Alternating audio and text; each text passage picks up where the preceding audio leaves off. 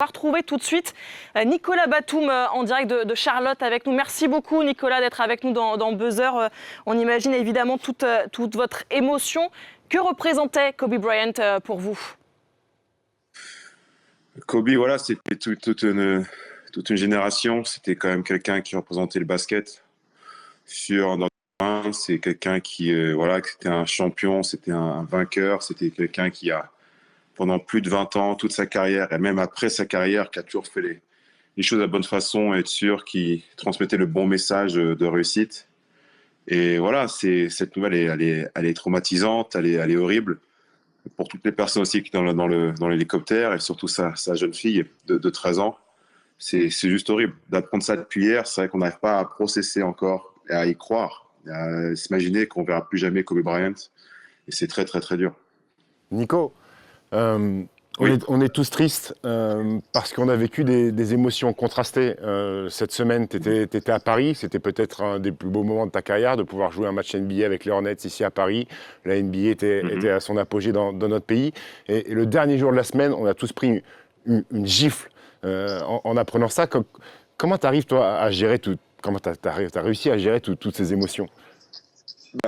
C'est une nouvelle comme ça passe au-dessus de tout. De toute façon, c'est la seule chose que tu fais, c'est c'est ce qu'on a fait hier. C'est comme surtout quand la confirmation que sa jeune fille était dans l'avion.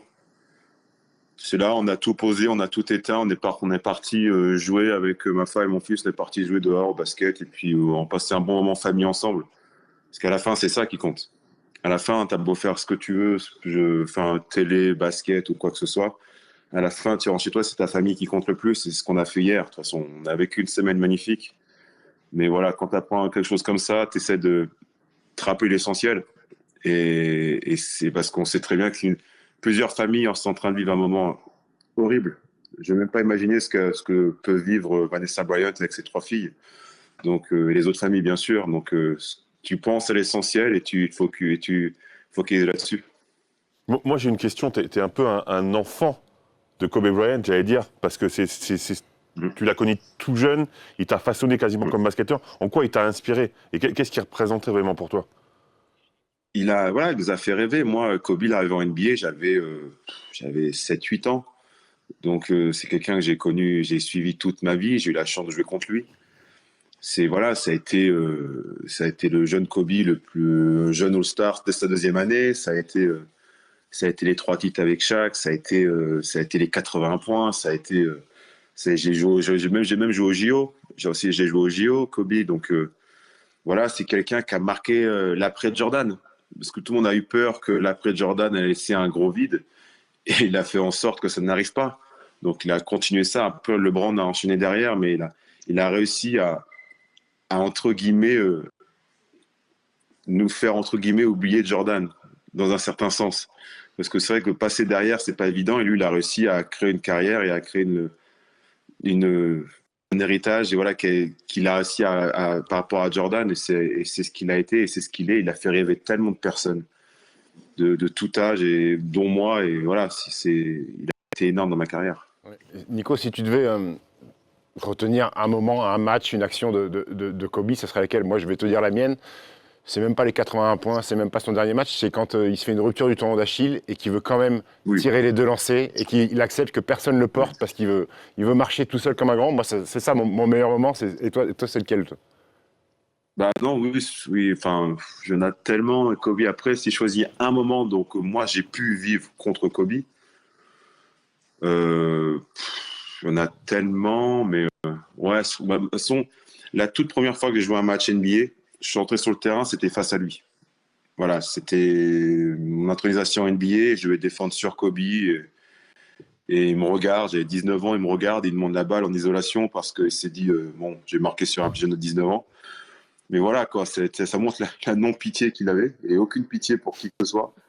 Mais, mais, euh, mais voilà, c'est lui, quoi. C'est lui. Et, enfin, il y a tellement de moments de Kobe. Enfin, oui, il a le dernier match aussi. Moi, je me rappelle, je jouais ce soir-là. Et je suis rentré vite à la maison pour assister à ça, de voir le dernier quart-temps. Et d'être comme un gamin dans ma télé, alors que je venais juste de moi-même de jouer un match NBA. Donc, il a fait rêver des gens toute sa carrière. Et voilà, moi, sa mémoire restera pour toujours.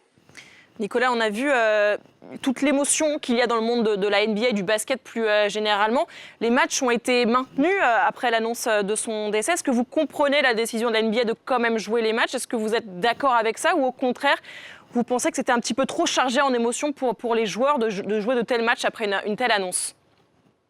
Bah, c'est sûr que ça aurait été compréhensible d'annuler les matchs. Mais si on reste dans le respect pour Kobe, la mentalité que Kobe aurait voulu qu'on joue ces matchs-là.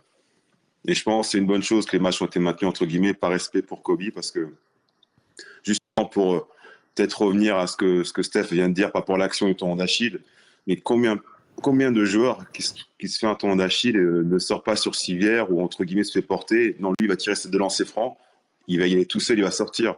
Donc, c'est lui. Il ne voulait pas forcément abandonner, il faut que le jeu continue. Et je pense que c'est ce qu'il aurait voulu. Et donc les matchs ont été joués avec tous ces dommages qu'il y a eu en même temps, parce que de toute façon, il y a eu plein de dommages rendus à chaque match. C'était une bonne chose pour rendre hommage aux joueurs qu'il était. Merci beaucoup Nicolas Batum d'avoir été en direct dans Buzzer avec nous. Bonne chance pour le reste de la saison avec Charlotte.